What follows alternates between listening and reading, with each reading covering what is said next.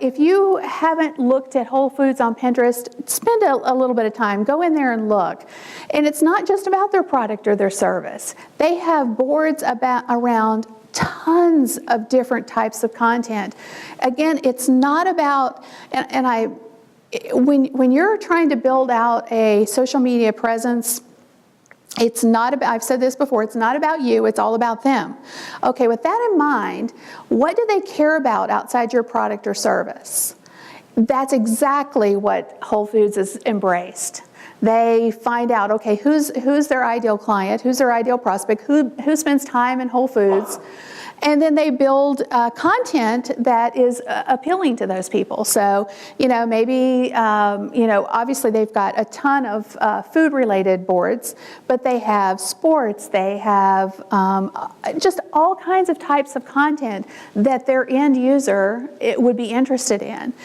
And in my opinion, that's the type of content that you lead with.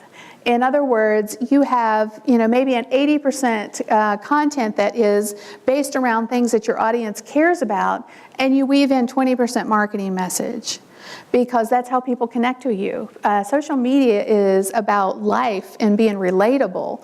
And if you can't relate to people and they don't relate to you, then you've lost already. So you have to be relatable. And I think it starts with being useful.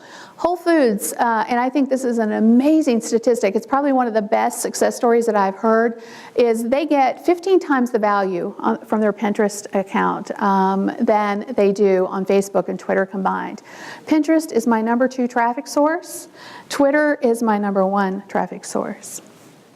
So it drives traffic, guys, and more specifically, it also drives sales, because if people are finding you through Pinterest or Twitter or wherever, and they go back to your website, or if you are actually physically selling something through those channels, it absolutely will drive sales for your business.